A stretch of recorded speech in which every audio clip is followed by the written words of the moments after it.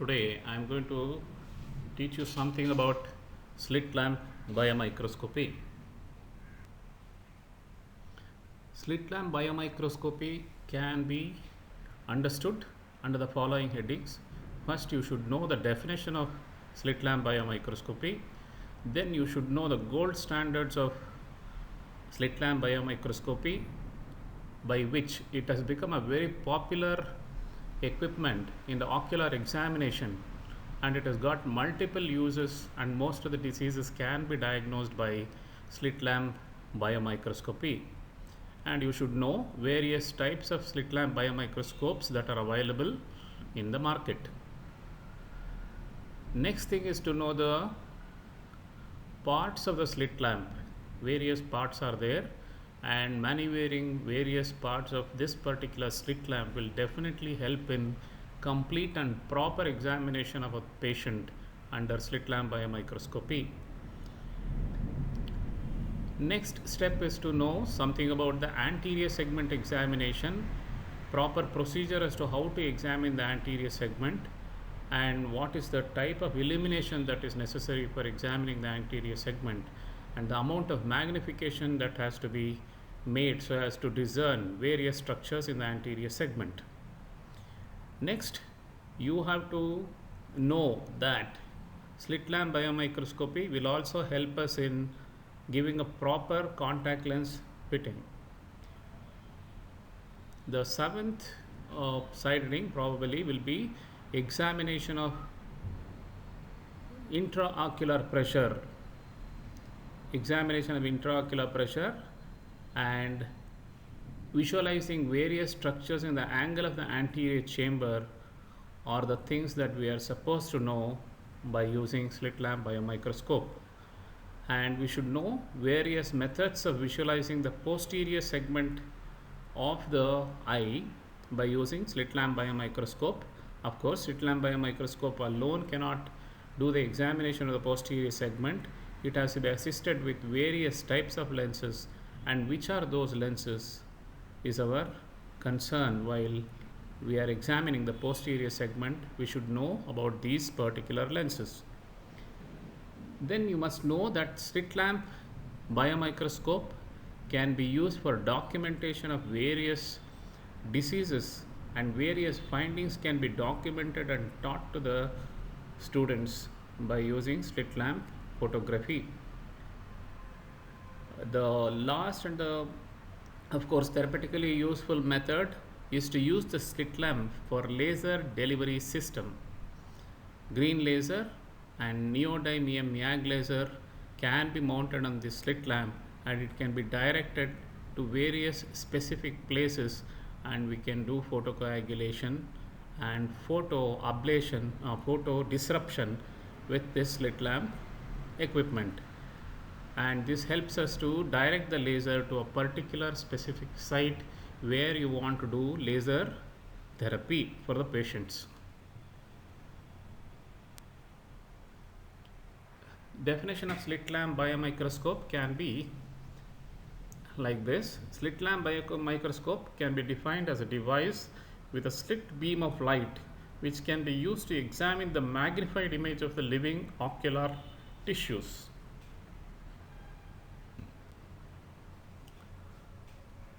Factors that make the slit lamp biomicroscope a gold standard for proper ocular examination is that it has got a beautiful stereoscopic image, it has got an excellent image quality, there is variability that you can do in illumination, so that low illumination will be helpful in visualizing some structures, while high illumination will be useful in examining few other parts in the ocular tissues. And variable magnification is very important. We can vary the magnification, and hence we can, from microscopic structure to slightly macroscopic structures, we can discern the changes really well with slit lamp biomicroscope. And there are various filters which are useful in various diseases. That adds to the advantages that are present in slit lamp biomicroscope. What are the various uses of slit lamp biomicroscope? You can classify it into two groups. One, slit lamp biomicroscope alone can do so many things, and with the accessories which can be provided along with the slit lamp biomicroscope, it can do some more extra investigations which are very useful in ophthalmology. On their own, the slit lamp biomicroscopes on their own can help in routine examination of the anterior segment and problem based examination of the anterior segment. Next, assessment of anterior chamber depth and the angle, and the contact lens examination, whether the contact lens is fitting properly on the anterior surface of the cornea, can be easily discerned by using slit lamp alone. When accessories are provided, we can do various important investigations like gonioscopy, fundoscopy, ocular photography for documentation and for teaching, contact tonometry by using Goldman tonometer, Goldman applanation tonometer. Next, you can do laser photocoagulation, both Nd:YAG laser and green laser photocoagulation. Nd:YAG laser photocoagulation is used for breaking the posterior capsular thickening postoperatively, while green laser photocoagulation is very extensively used in laser photocoagulation in diabetic retinopathy patients. Retina is being photocoagulated by using green laser.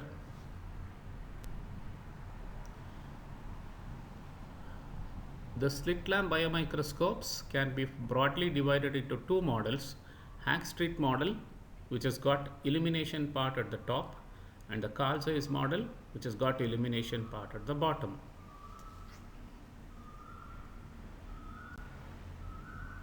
This is the Hack-Street model of slit lamp biomicroscope.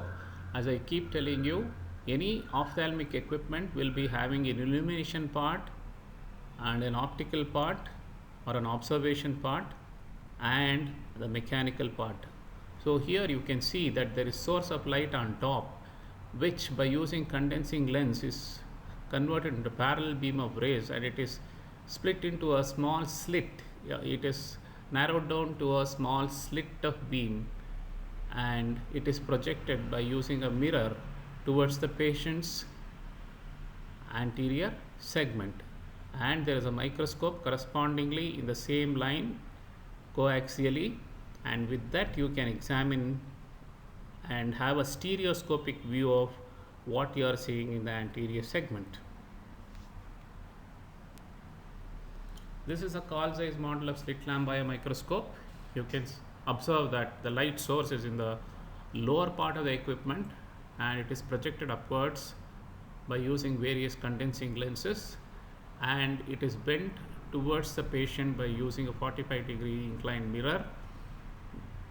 So correspondingly in the same axis, you have an observation system with which you can observe the anterior segment of the patient. So the main difference is the presence of source of light.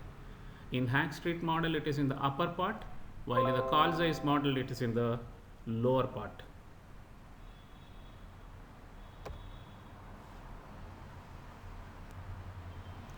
As I keep telling you, just like any other ophthalmic equipments, this slit lamp biomicroscope also has got an observation system, which you saw already in the previous slides, with a stereoscopic view, with an eyepiece to the right eye, with and a separate eyepiece to the left eye. You can have a beautiful stereoscopic view. The magnification is somewhere between 10x and 16x. Next, you have an illumination system wherein the condensing lenses are making the rays parallel, and then this particular ray is split into a slit and projected onto the patient's pupil anterior segment.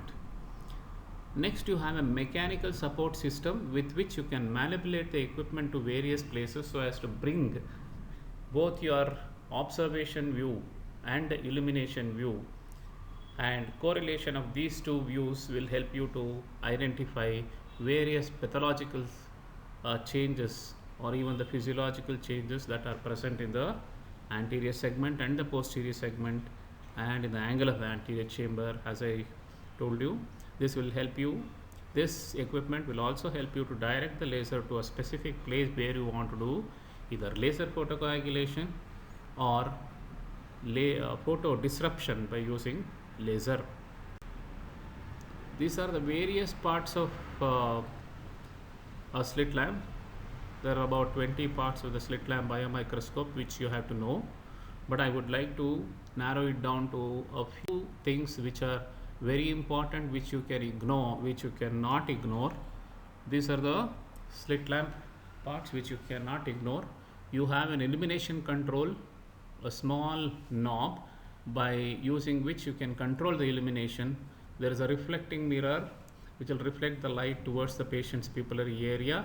There is a chin rest where the patient should keep his chin, and the forehead should touch the metallic plate or the plastic plate that is provided towards the forehead. Light beam is controlled by another one more knob, and the joystick arrangement is to move the equipment to and fro and towards left and right, and you can adjust the position of the slit lamp and the observation microscope so that you can easily focus and discern various changes that are present in the anterior segment.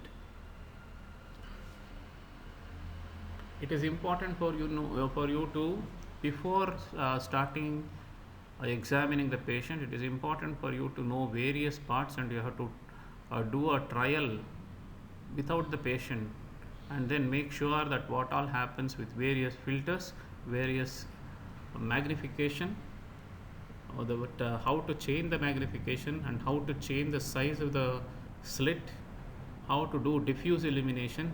All these things should be learned by you before you start examining the patient. This is magnified image of various parts of the slit lamp biomicroscope. So magnification can be changed by using this particular device which is there in between the optics of the right eye and the left eye. This lever, if you turn it, it will change from 10x to 16x, and by replacing the eyepieces also you can magnify the images. This is the knob which is used for changing the filters. Next, you should know how the patient should be positioned. You should make sure that the chin is resting properly on the chin rest, and the forehead should touch this tape which is provided near the forehead, and there is a black mark on the vertical rod which is on either side of the head of the patient, and there is a black alignment mark which has to coincide with the canthus of the patient, lateral canthus of the patient. Only then the alignment of the whole equipment will be proper. So this alignment mark should be remembered by you, and make sure that this alignment mark coincides with the lateral canthus of the patient, and from there you can start examining the patient, and the visualization will be much better. Coming to the last diagram, microscope is independently movable from the light source, that you should know properly. This particular phenomena is very useful in learning various types of illuminations that are to be used while discerning various pathologies in anterior segment, and we will come to that in a few more slides, after a few more slides.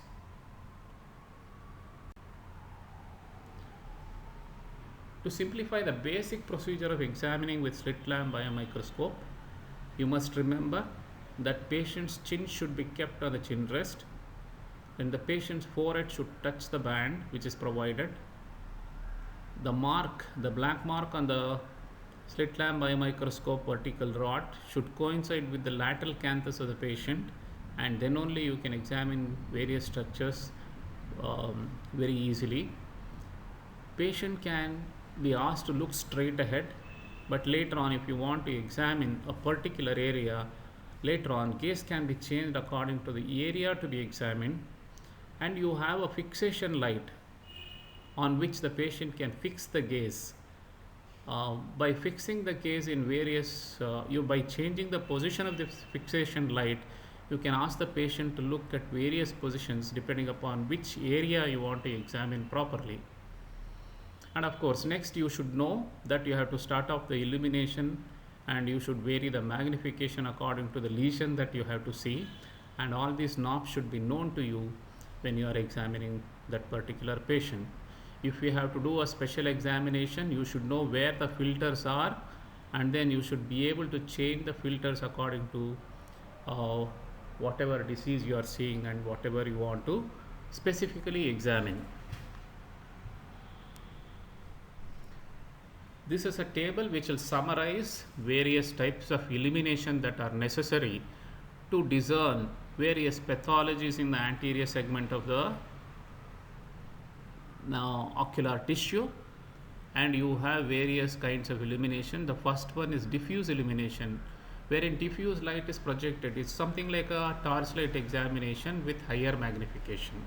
Higher magnification because you are using a slit lamp biomicroscope, and the amount of light that you are projecting on the anterior segment is something like a torchlight examination. Diffuse broad beam of light is projected on the anterior segment, and general examination to see whether it's physiological or there is some pathology in some part of the anterior segment.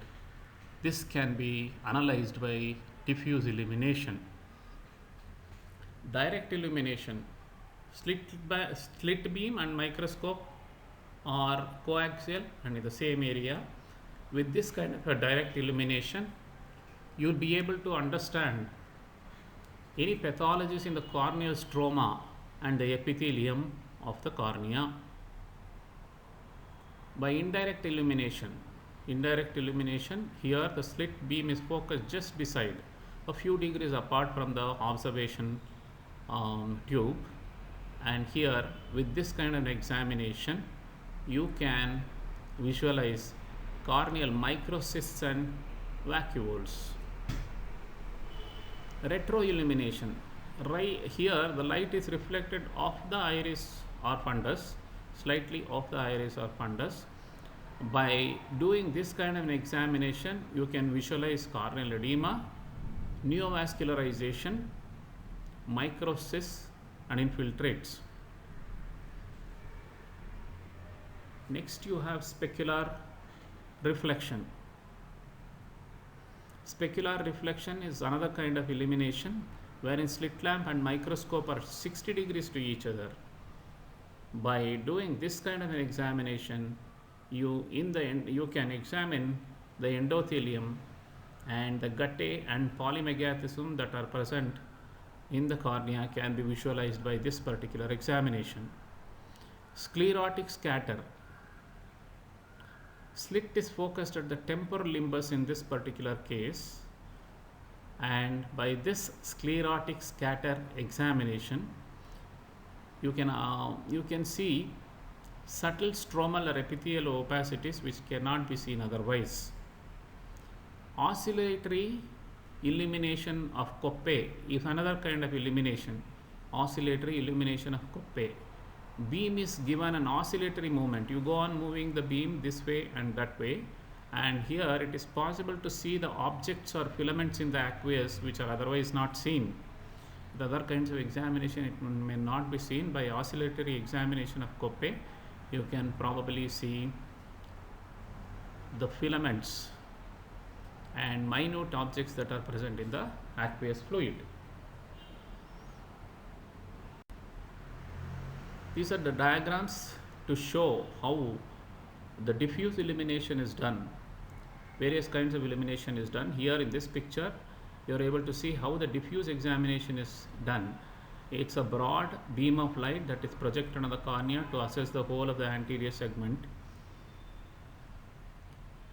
Diffuse illumination with slit beam and background illumination will help you to identify whether the anterior segment is physiological or slight pathology is present in the anterior segment. This is a schematic picture of the retroillumination,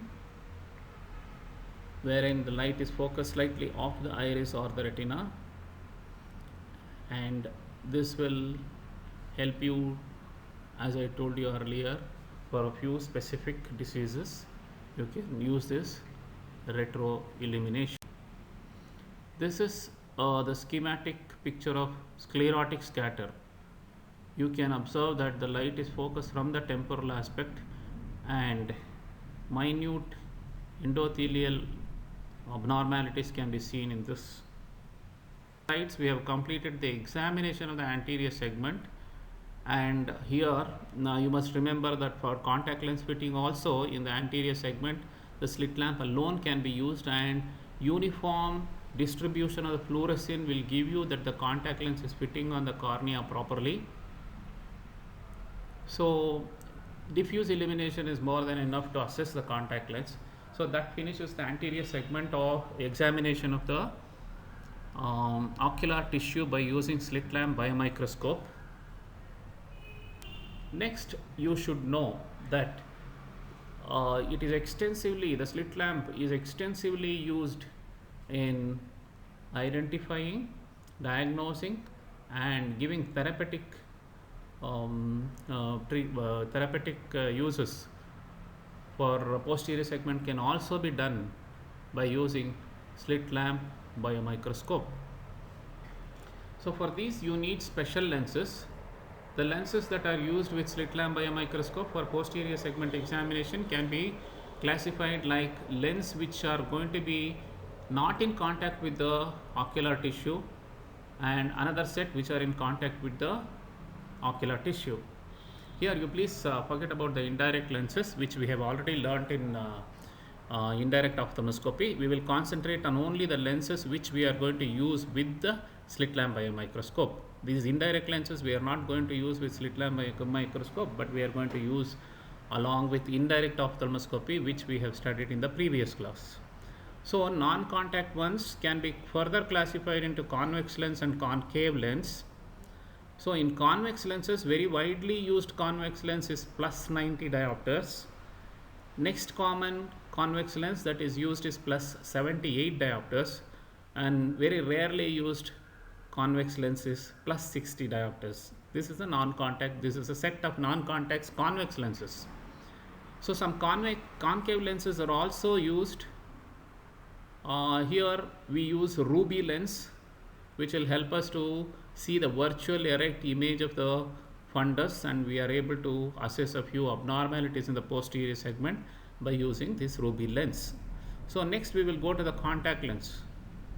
Contact lens, we call it as contact lens because we are going to keep it on the cornea with a viscoelastic substance being sandwiched in between the cornea and these lenses, and that's how we are going to examine the posterior segment by putting this lens with the viscoelastic substances in between the cornea and this particular contact lens, and we place it on the cornea and visualize various structures of the cornea. Modified Coppes lens is one lens that can be used as a contact lens, and very popular one is Goldman's 3-mirror lens. The third one is panfundoscopic lens. Normally the panfundoscopic lens is reserved for laser photocoagulation and for various laser photocoagulation as far as slit lamp is concerned. Of course, panfundoscopic lens can also be used in conjunction with operating microscope so as to do vitreoretinal surgery, but we are not discussing about the operating microscope here. As far as panfundoscopic lens is concerned, along with slit lamp biomicroscope, we are going to use it purely for laser photocoagulation.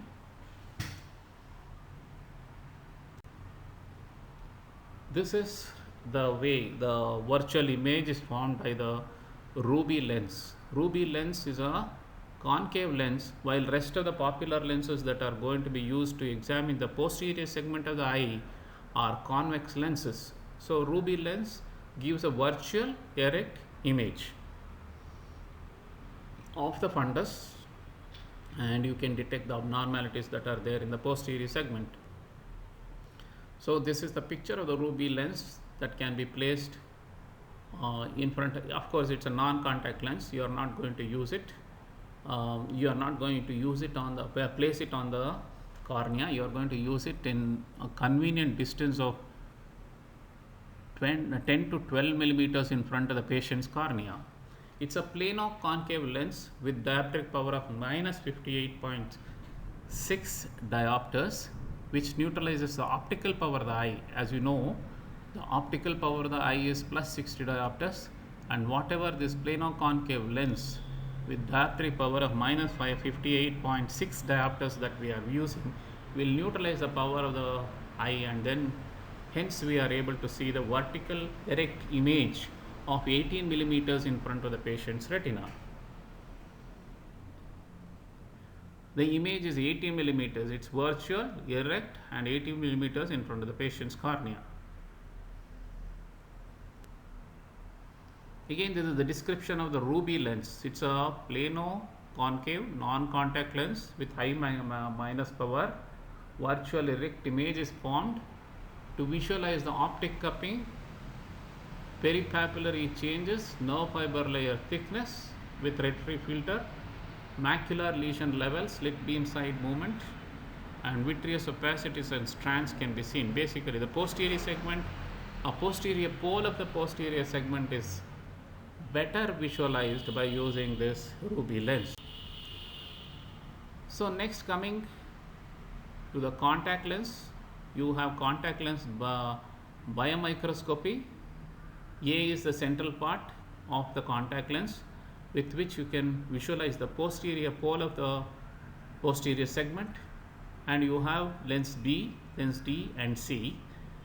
So as you can see in the diagram number 3, you can visualize that the mirror B is used to examine the posterior most part of the retina, while C can be used to examine the mid periphery, while the lens D can be used to examine the far periphery.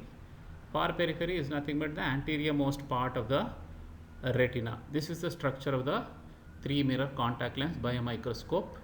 And then you should know the angles at which all these lenses, all these mirrors are inclined to the main contact lens.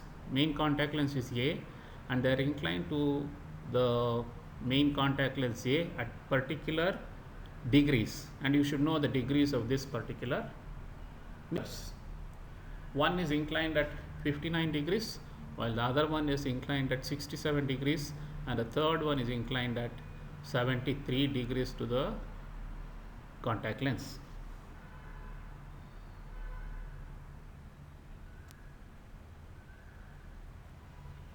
So it's a concavo plano contact lens. You have a virtual erect image. It has got a stereopsis with high illumination and high magnification. So flat central portion, posterior vitreous and posterior pole can be examined properly. With the angle mirror, as I told you earlier, 73 degrees area around the posterior, 67 degrees equatorial fundus, 59 degrees inclined mirror will help you to visualize the peripheral retina. Peripheral retina is nothing but the most anterior part of the retina near the ora serrata. It eliminates total internal reflection by replacement with cornea, replacing the cornea with Goldmann contact lens interface.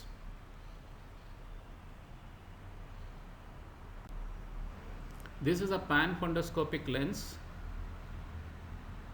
In other lenses, the view is slightly, the field of vision is slightly lesser, but here it provides a wide field. This is also a contact lens mirror. It is not a non-contact mirror. It is a contact lens. You come in contact, actually you have to place the lens on the cornea so as to visualize the structures of the posterior segment. It provides wide field of 130 degrees and high power lens. It is a high power lens, provides a wide field of 130 degrees, and the magnification is really good. A real inverted magnified image is formed. Okay, in Goldmann 3 mirror you have a virtual erect image, but here you have a real inverted magnified image. It is used in both posterior fundus examination and as I told you earlier, in laser pan-retinal photocoagulation, especially this particular photocoagulation useful in diabetic retinopathy patients.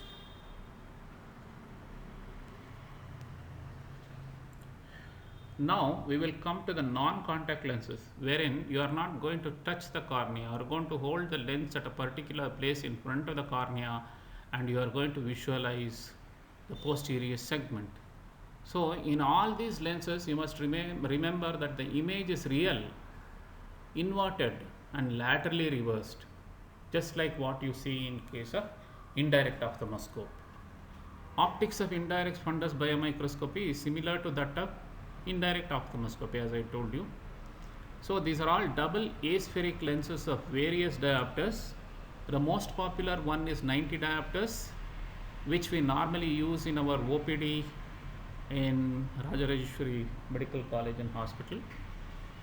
So 78D is next popular double aspheric lens that can be used. Very rarely used one will be 60 diopters.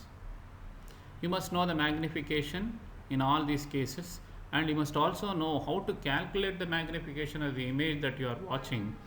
That is a real inverted, laterally reversed image that you are watching, and how to calculate the magnification is the next thing that you have to know. So magnification, next magnification of the image. Magnification preferably set at 10x or 16x. These are the magnifications that are available in the slit lamp biomicroscope. The beam is focused onto the patient's pupil, and plus 78 or plus 90D condensing lens aligned at around 5 to 10 millimeters from the patient's cornea. The slit lamp this is a procedure that I am explaining as to how to do slit lamp biomicroscopy of the posterior segment by using non-contact lenses of plus 78 diopters and plus 90 diopters. You should know the procedure so that you can have a clear-cut stereoscopic view of the posterior segment. The slit lamp is then pulled backwards gradually towards the examiner until the fundal glow is visualized. Reflections do appear while you are doing posterior segment examination, but they can be reduced by slightly tilting the lenses to various convenient directions. As with indirect ophthalmoscopy, the image from a non-contact Vogt lens slit lamp biomicroscopic examination is inverted and laterally reversed, and hence you must know how to interpret the picture. Superior can be inferior and medial will be lateral. That is the picture that you are going to see with these lenses. But in other contact lens, for example in Goldman 3 mirror lens, you are going to see a virtual erect image. So what you see there and what you see here are totally different. Something like comparison between direct ophthalmoscopy and indirect ophthalmoscopy pictures, and you must know very well with which you are going to see inverted image and laterally reversed image, and in which you are going to see a virtual erect image.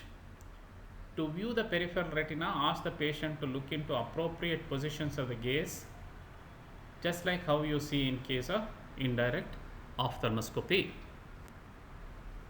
So next I was talking to you about the magnification, how to calculate the magnification.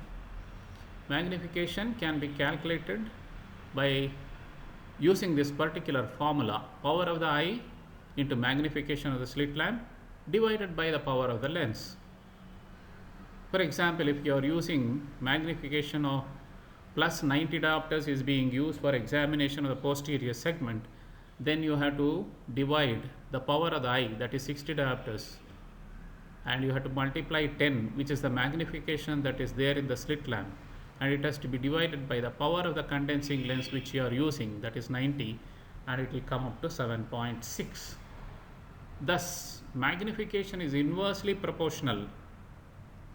Higher the power, lesser the magnification; lesser the power, more the magnification. When you come to the field of view, it is again directly proportional. Higher the higher the number of the lens, wider will be the field of view. So it is directly proportional, while magnification is inversely proportional. So I must to summarize, I would rather say magnification is inversely proportional, while the field of view is directly proportional to the power of the lens which you are using. That you have to remember very well. So coming to the plus 90D lens, the original 90D lens started slit lamp. We can do a proper slit lamp examination of the posterior segment by using plus 90D lens. It gives relatively wide field of view with a good resolution, real inverted image, not a virtual direct image. So general diagnosis, and even when the pupil is very small, pupil is not dilated, even in such cases you can at least see the posterior pole of the fundus, if not the periphery of the fundus, by using this particular 90D lens. It features a small 26 millimeter diameter ring, which is ideal for dynamic fundoscopy. The Vogue 90D has very good small pupil capabilities, making it ideal for a quick look at the posterior pole, especially when there is a big rush in the outpatient department. If you really want to see the posterior pole, you examine the vision and then you want to rule out any posterior segment pathology, this is the best lens which can be used even if the pupil is not dilated. Working distance from the cornea should be somewhere around 6.5 millimeters. You have to keep the lens 6.5 millimeters from the cornea. Next you have 78D lens. It's a double aspheric 78D lens. Ideal balance of magnification of field of view and medium magnification. Working distance is around 7 millimeters from the cornea. Advantages of these condensing lenses, which are non-contact lenses, is that you are not going to touch the cornea. That is one advantage. And stereoscopic three-dimensional view of the retina with a binocular viewing will help you to have a good stereopsis and depth perception through the slit lamp. Better image achieved when viewing through media opacities like cataract or slight vitreous hemorrhage. Allows for manipulation of the image. Slit lamp magnification and filters will help you to do a proper diagnosis. Image size is less affected by patient's refractive error. That is another advantage with these particular lenses, non-contact condensed lenses. So coming to the contact lens biomicroscopy of the fundus, once again I am going to explain Goldman's 3-mirror contact lens, wide field pan fundoscopic lens, and modified Koppe's lens in short. So modified Koppe's lens, you can do a posterior fundus contact lens used to examine the posterior segment. What you see in modified Koppe's lens is virtual and direct image. In Goldman's contact lens mirror, as we already saw, with various degrees you can see various parts of the posterior segment depending upon the angle at which they are inclined to the main 3-mirror. So this is something which we have learned already, and you must also remember that here again you see a virtual edge. Next you have pan fundoscopic lens. As I told you earlier, it gives a view of 130 degrees, and it is basically used not only to examine but very widely used for laser photocoagulation. What you see here is an inverted image. This is cross section of the observation system of the modern slit lamp. You can see that it has got an illumination part and a observation part. Observation part is nothing but a microscope. Illumination part has got light source and condensing lenses and a slit to give a proper size of the slit beam. Mechanical support, you must remember, consists of I am naming a few important mechanical parts. Joystick arrangement is for moving to and fro and towards left and to the right. Up and down movement is also possible. Up and down movement is also possible by using the joystick. If you turn it, it will go up, and then if you turn clockwise it will go up, anti-clockwise it will go down. Patient support arrangement, then the fixation target, as I told you earlier, and mechanical coupling are various parts of the mechanical support system that are provided in the slit lamp biomicroscope. In brief, we will again learn a little about the proper method of examination of a patient with condensing lenses. The patient's pupil may be dilated and background lights dimmed as for direct ophthalmoscopy. In direct ophthalmoscopy also we do dimming of the light before seeing the posterior segment of the patient. Patient is positioned comfortably at the slit lamp.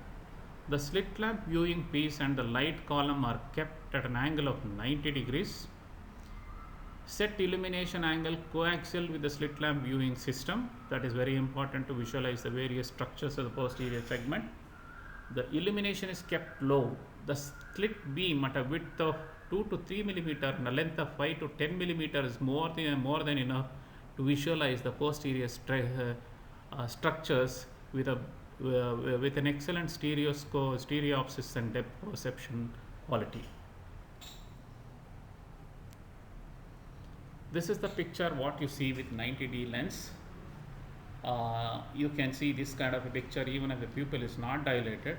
A moderate slit beam in the almost coaxial position gives the best result, and you can see the posterior pole, and you can scan through the posterior pole beautifully through even the undilated pupil with 90D diopter lens. Next examination that you can do with slit lamp biomicroscope. Slit lamp biomicroscope has got multiple uses. For want of time we may not be able to cover all the things, but the most important things can definitely be covered in this particular session. So applanation tonometry, Goldman's applanation tonometry can also be done by using slit lamp biomicroscope, and of course you have to have applanation tonometer which can be attached to the slit lamp biomicroscope. So these are the parts of Goldman applanation tonometer which can be fixed to the slit lamp biomicroscopy. So this is the part which connects to the slit lamp. You have a biprism, measuring prism, you have a feeder arm, control weight insert, housing, and an adjustment knob. The end point in case of applanation tonometer is that the inner part of the hemisphere, superior hemisphere and inferior hemisphere should coincide. Next, you can do what is known as gonioscopy by using slit lamp biomicroscope. You have direct gonioscopes and indirect gonioscopes. We call it as indirect when we have a mirror, and through that mirror we are seeing the angle of the anterior chamber. If we are seeing the angle of the anterior chamber directly by using lenses, then it is referred to as direct method. Among various lenses that are used in indirect method, you have Goldman lens, which is more important, and sees 4 mirror lens. Next you have various other kinds like Posner 4 mirrors, Sussman's 4 mirror and Thorpe 4 mirror lenses. So among these lenses, Goldman and Zeiss 4 mirror lenses are very important in indirect method, wherein it's through the mirror that we are going to see the angle of the anterior chamber. If you want to see 6 o'clock meridian, the mirror will be at 12 o'clock meridian and vice versa. In case of direct method of gonioscopy, you have very popular one, Koppes lens. Surface is quite large. That saline can be used as a coupling agent, and the patient should be in supine position. And slit lamp biomicroscopy has to be placed properly in the slit lamp biomicroscopy, and then Koppes lens can be used to examine directly the angle of the anterior chamber. Koppes lens is one of the popular lenses which are used in direct method of gonioscopy, while rest of the lenses are Swan, Jacob, Barton and Richardson, Schaffer. This is the diagrammatic representation of how you see the angle of the anterior chamber when you are using direct gonioscopy. It is directly placed on the cornea along with lubricating fluid to avoid damage to the surface. The index of refraction of a Coppe lens is approximately 1.4, almost exactly that of the cornea. As you know very well, the refractive index of the cornea is 1.37. Indirect gonioscopy, as I keep telling you, indirect gonioscopy, the most popular one is Goldman's gonio lens. This utilizes mirrors to reflect the light from the iridocorneal angle into the direction of the observer.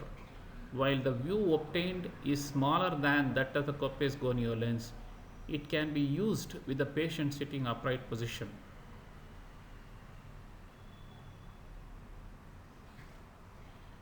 That is the advantage in Goldman gonio lens. Next, as I keep telling you that a slit lamp biomicroscope has got multiple uses. Here, green laser delivery is being done through you can see a fiber optic cable which is going to the slit lamp biomicroscope, and by using special lenses you can direct the rays of the laser to photocoagulate the retina. So here green laser is being used to do photocoagulation of the retina through the slit lamp biomicroscope. So you know very well now that laser delivery can be done through the slit lamp biomicroscope. So you can also do neodymium, yttrium, aluminum, garnet laser delivery, and you can do what is known as photo disruption of the posterior capsular thickening by using slit lamp biomicroscope.